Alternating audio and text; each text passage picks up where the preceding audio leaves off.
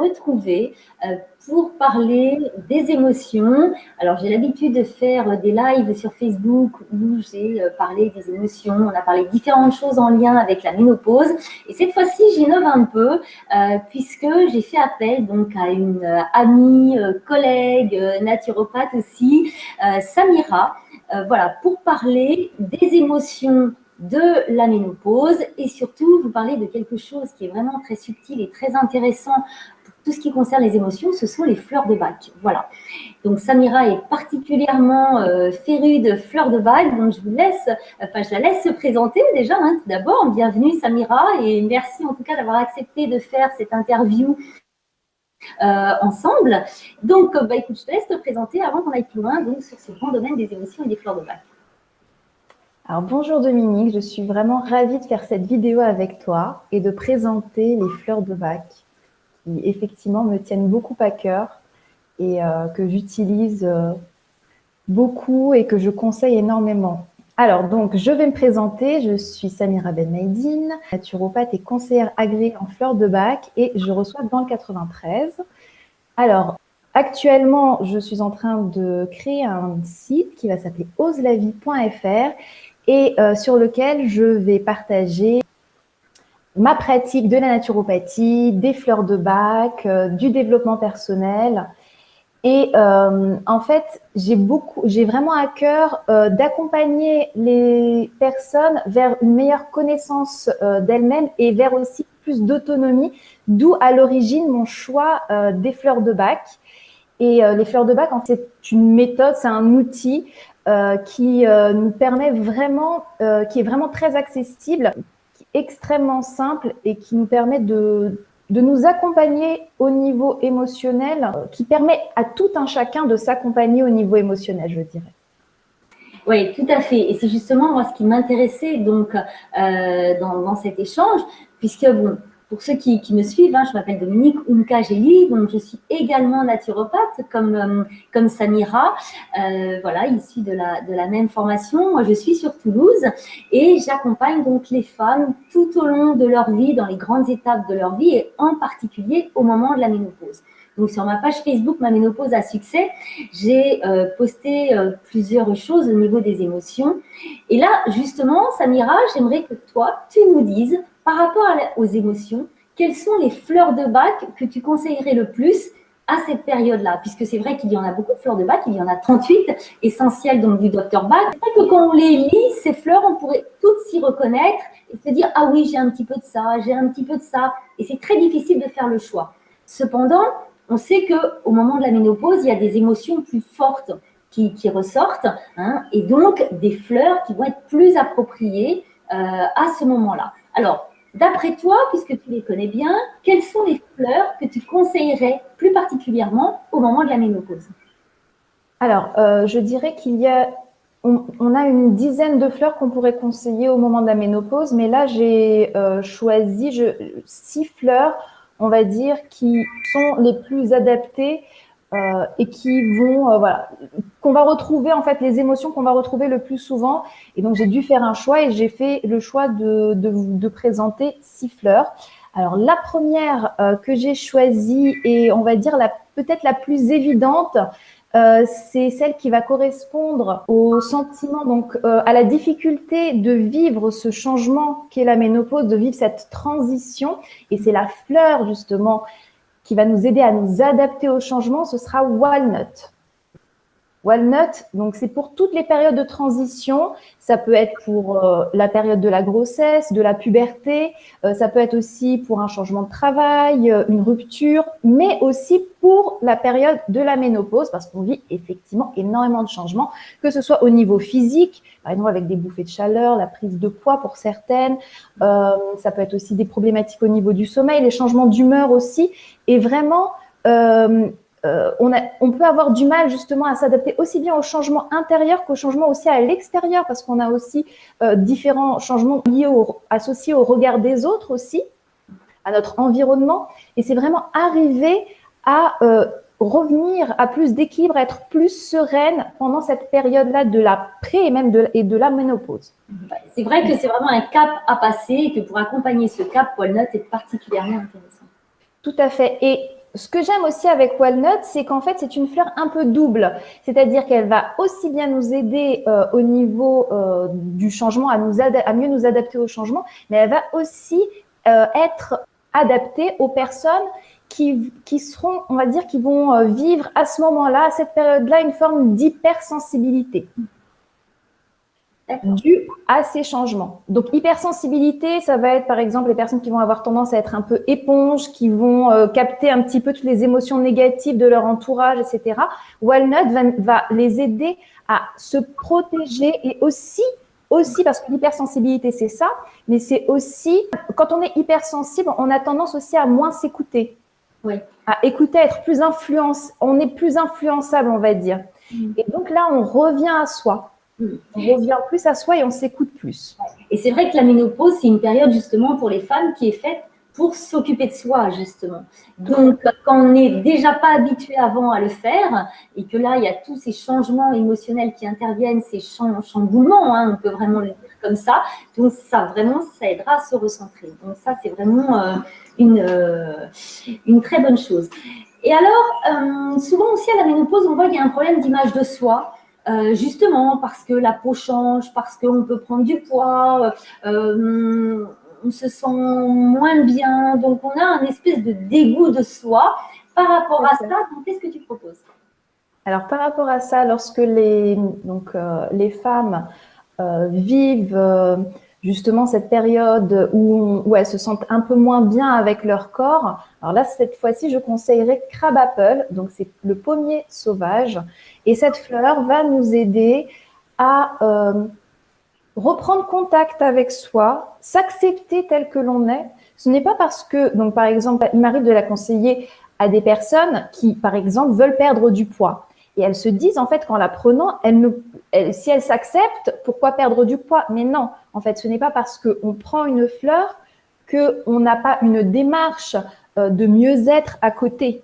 Donc voilà, c'est très important aussi de faire, de mettre le point sur ça, parce que parfois on peut penser que s'accepter, c'est s'accepter tel qu'on est et ne pas changer. Non, on peut s'accepter tel qu'on est et aussi avoir une démarche de changement. Donc Crab Apple, ça va nous aider à ne pas se focaliser sur des détails. Par exemple, une personne qui va se focaliser sur des petites rides, par exemple, qui va se focaliser sur un petit ventre, au moment de la ménopause, on peut avoir un petit peu de ventre. Et on va arrêter en fait et revenir vraiment à une meilleure image de soi et vraiment élargir en fait et pas être focus sur des petits détails. Donc voilà, et c'est aussi une fleur de la purification. Donc on se sent un petit peu, c'est comme si on prenait une douche purificatrice quand on prend, c'est l'image, hein, une douche purificatrice, donc on se sent mieux dans son corps et c'est comme si on se purifiait, parce que Crab Apple, c'est aussi pour les personnes qui ne s'aiment pas, qui ont du mal parfois à se regarder dans la glace et qui peuvent, pour certaines, se dégoûter un petit peu. Ça peut aller vraiment jusqu'au dégoût de soi. Donc, d'où l'image de la douche purificatrice. Ce qui est très important, je reviens sur un point que tu as dit juste tout à l'heure, c'est dire que bon, de prendre la fleur, ça n'exempte pas d'avoir toute une démarche à côté. Et ça, c'est vrai pour toutes les fleurs de bac. On est bien d'accord que les fleurs de bac, on joue sur les émotions.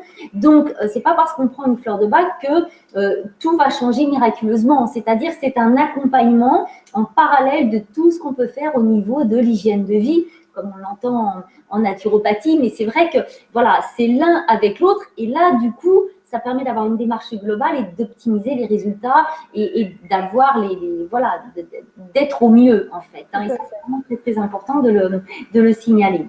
Oui. On a parlé de Walnut, on a parlé de Apple.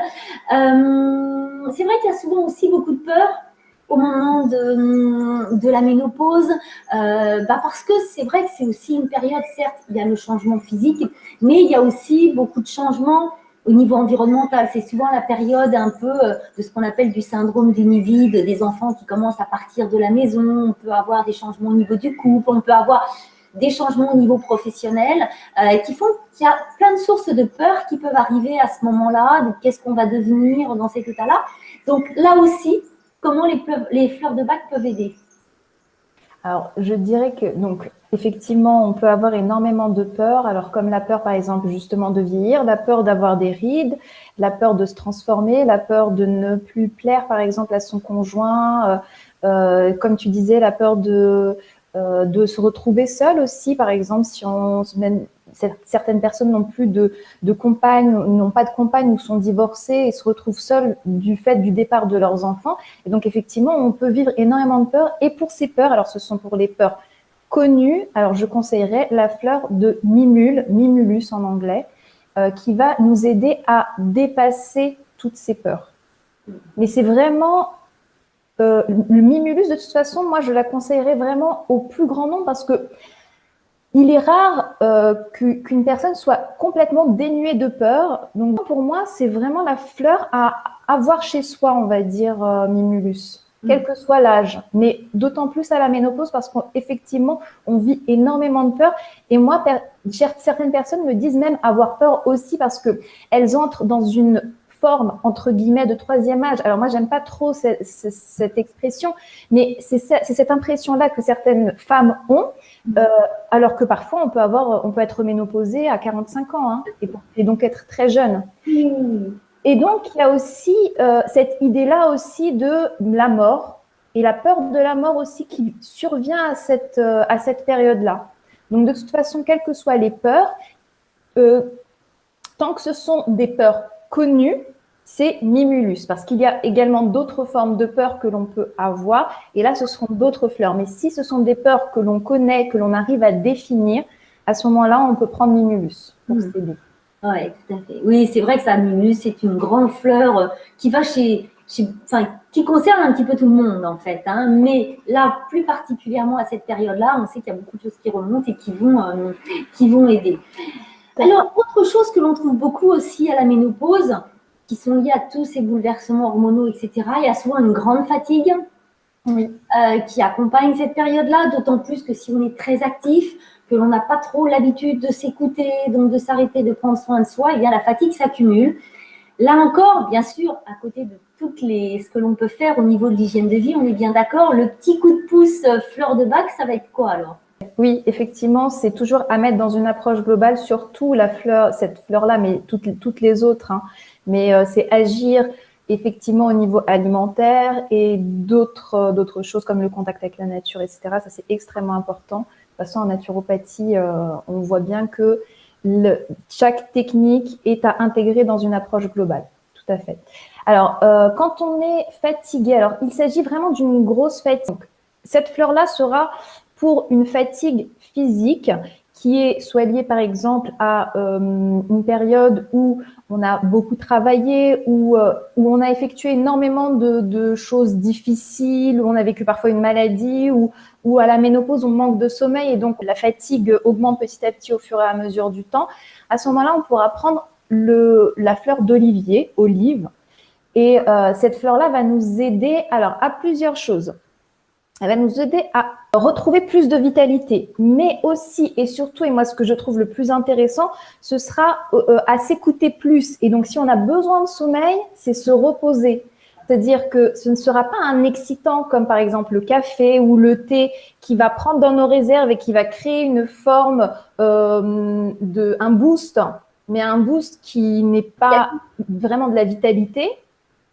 Là, à ce moment-là, voilà, c'est s'écouter plus pour pouvoir à certains moments, quand on en a besoin, se reposer.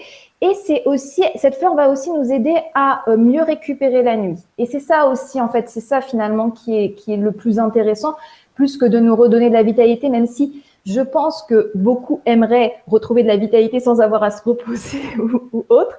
Mais c'est difficile quand même, puisque là, la vitalité, c'est une force qu'on a en nous. Donc, il faut bien la capter, la prendre de quelque part. Et donc, c'est à travers le sommeil ou se recharger plus facilement avec les éléments de la nature. Mais c'est la prendre quelque part. Il faut bien qu'elle vienne de quelque part, hein, cette énergie. Quelque part, Olive va aider en fait à être plus à l'écoute et au plus proche de ses besoins. et d'y être réceptif pour pouvoir faire ce qu'il faut au mieux, quoi.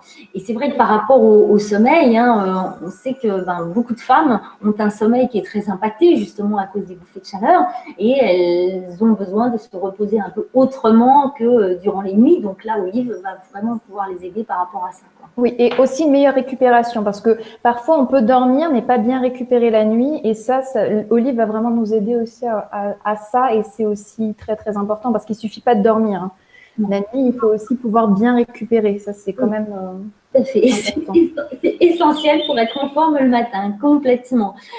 Alors, autre chose également que l'on voit au moment de la ménopause, c'est souvent on a du mal à lâcher prise, on a du mal à accepter tout ce qui se passe autour de soi, on a un côté un peu trop perfectionniste, où on veut absolument que les choses soient d'une certaine façon, et puis aussi parce qu'on accepte mal hein, ce changement qui arrive quelque part, on se dit mais moi je ne veux pas vieillir, je ne veux pas y passer.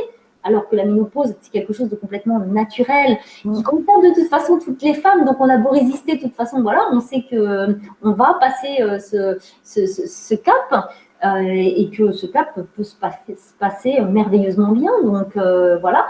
Donc, là aussi, il y a une fleur de bac qui peut aider. Oui. Alors, en fait, c'est pas exactement une fleur de bac pour le coup. Mais oui, c'est la seule qui n'est pas une fleur de bac. Il s'agit de Rockwater, qui est de l'eau de roche, en fait. Et effectivement, c'est Rockwater, j'allais dire cette fleur, mais bon, c'est Rockwater, va nous aider dans les moments. Alors, ça peut être pour des personnes, par exemple, qui vont être très, très strictes avec elles-mêmes. Par exemple, arrivées à la ménopause, elles vont prendre du poids et elles vont pas aimer le petit ventre ou autre, et donc qui vont être très très strictes au niveau alimentaire et qui vont vouloir absolument avoir une hygiène de vie parfaite. Ça va être aussi des personnes qui vont effectivement avoir tendance au perfectionnisme, mais qui vont vouloir être modèles, un petit peu le modèle des autres, et vouloir paraître parfaite aux yeux des autres. Ce sont des personnes qui vont être très strictes avec elles-mêmes, très dures et qui ne vont pas se faire de cadeaux, on va dire. Qui sont vraiment dans le il faut, je m'impose, j'ai vraiment quelque chose. Alors, le il faut, je dois, ça peut être une autre fleur. Là, ça va vraiment plus être, ça peut être le il faut, mais c'est plus pour soi, il faut que je sois parfaite. C'est plus, c'est pas il faut que je fasse telle ou telle chose, c'est à moi d'être parfaite. Et il faut que je donne une image de moi vraiment impeccable, on va dire. Rockwater, en fait, ça va nous aider à nous assouplir et à nous ouvrir et aussi à être plus créative. Et en fait, la période de la ménopause, c'est vraiment la meilleure période de la créativité. En fait, la femme est à son plein potentiel finalement. Et donc là, c'est vraiment le meilleur moment d'exprimer tout ce qu'on a en soi.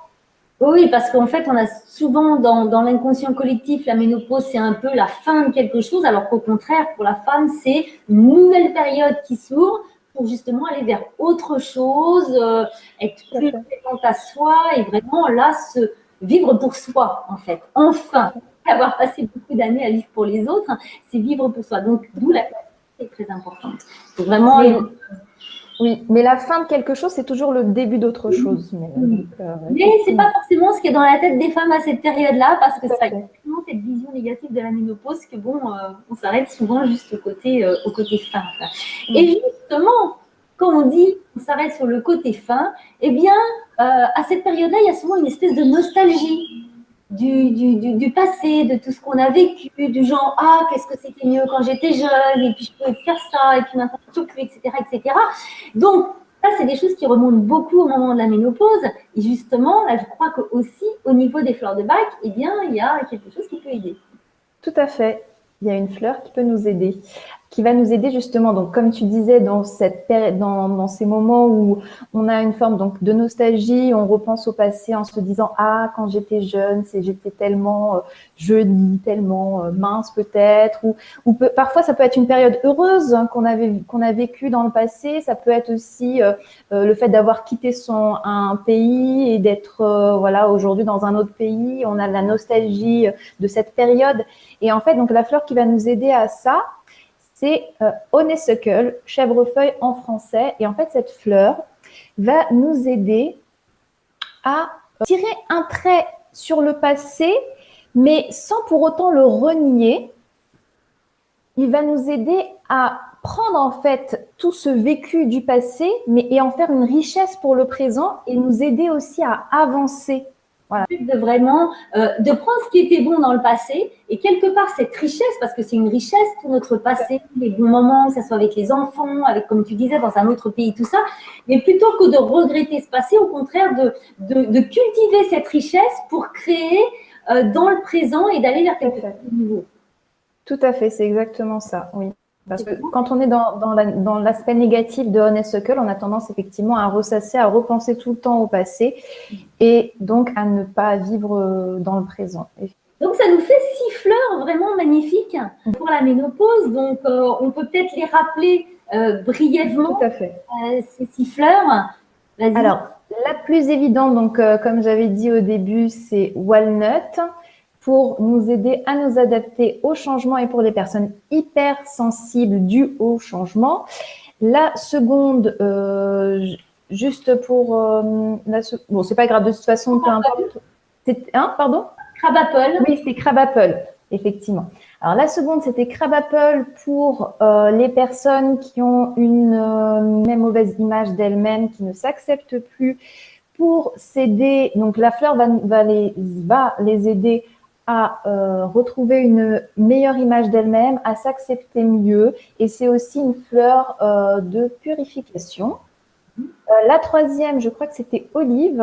Mimulus, c'est pas grave. Mimulus, non, c'est pas grave. Bon, Mimulus, alors Mimulus, c'est pour les peurs connues. Donc la fleur va nous aider à dépasser toutes ces peurs, donc peurs qu'on définit, qu'on arrive à définir, et les peurs connues, va nous aider à dépasser toutes ces peurs. Et ça va être aussi, je ne l'ai pas précisé, mais ça va être aussi pour les personnes qui sont de nature anxieuse, de nature nerveuse, qui vont aussi être de nature réservée, un peu timide. Ça va les aider aussi à dépasser ça, à retrouver plus de force, de courage pour dépasser tout ça.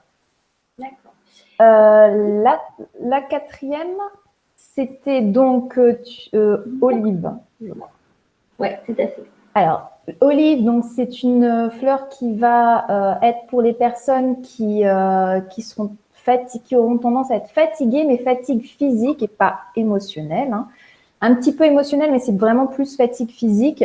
Et donc, cette fleur va nous aider à prendre plus de temps pour soi, être plus à l'écoute pour pouvoir se reposer, et elle va nous aider aussi à mieux récupérer la nuit. Donc, plus de vitalité, plus d'énergie, et donc on se repose plus et on récupère mieux. Et la cinquième, c'est Rockwater. Voilà. Eau de roche, qui n'est pas effectivement une fleur. Rockwater, ce sera pour les personnes qui ont tendance à être perfectionnistes, qui ont tendance un petit peu à être un peu strictes avec elles-mêmes, rigides avec elles-mêmes. Et là, Rockwater va les aider à être un peu plus souples, et ça va les aider aussi à développer leur créativité. Et la dernière, donc honeysuckle, chèvrefeuille, c'est une fleur qui va être pour les personnes qui auront tendance à ressasser le passé, un passé avoir nostalgique. Cette fleur va les aider à prendre ce passé et en faire une richesse pour le présent, et donc à revenir plus au présent, tirer, on va dire en quelque sorte, un trait sur le passé, mais sans forcément le renier. Et surtout, donc c'est une fleur qui va aider aussi les gens à avancer. Vraiment de très belles fleurs, de très belles aides pour cette période de gestion des émotions, donc de la ménopause. Et moi, ce que je veux... Parmi de nombreux autres, mais ça, je trouvais que c'était les 6 les plus représentatives. Tout à fait, c'est vrai qu'on peut se retrouver dans énormément de fleurs, mais disons qu'il y en a quand même qui sont plus spécifiques, surtout à cette période-là de la vie. Écoute, Samira, en tout cas, merci beaucoup pour ton apport, pour tes précisions sur tout ça. Alors moi, je veux rappeler que tu as écrit un livre qui est vraiment très bien fait, qui s'appelle Gérer vos émotions avec les fleurs de bac. Donc, je vous montre là, mais on vous le remettra plus précisément, qui est un très joli livre, voilà, où tu expliques très bien les différentes fleurs de bac, dans lequel j'étais aussi ravie, entre autres, avec d'autres amis thérapeutes aussi, de contribuer, voilà, modestement, avec quelques petits exercices. On a été plusieurs à ça, et en tous les cas, merci de cette collaboration. Voilà, donc pour ceux qui sont intéressés par le sujet, je vous conseille ce livre qui est vraiment très agréable à lire en tous les cas et très, très éclairant. Et puis, bah, écoute, je ne sais pas si toi, tu veux rajouter quelque chose. Juste une petite chose par rapport au livre. Ça a été très, très important pour moi de rappeler. Donc, c'est un livre sur les fleurs de bac, mais pas que. Ça a été extrêmement important pour moi de mettre toujours les fleurs de bac, de les intégrer vraiment toujours dans une approche globale. C'est d'ailleurs pour ça que je parle de naturopathie dans ce livre, et que pour chaque émotion, chaque fleur, j'ai ajouté un petit plus naturel pour toujours amener les gens à s'ouvrir à d'autres techniques, à d'autres méthodes. Et aussi pour ça que je vous ai fait participer, toi et 6 autres thérapeutes, compétentes chacune dans son domaine, et pour vraiment amener aussi les gens à plus d'autonomie et à mettre aussi en action. Pour moi, même les petites actions, quand on les met en place dans notre quotidien, peuvent t'amener vraiment à de grands changements. Et pour moi, c'était extrêmement important vraiment d'intégrer ça dans ce livre. Oui, oui, tout à fait. C'est vrai que c'est ce qui fait aussi, je dirais, la particularité de ce livre par rapport à d'autres que l'on peut voir, c'est justement cette approche naturelle et cette vision globale. Eh écoute, merci beaucoup Samira, en tous les cas, pour cet échange. Merci à toi. Au plaisir d'en faire d'autres. Et écoute, je te dis à très bientôt et belle continuation. Merci, à très bientôt.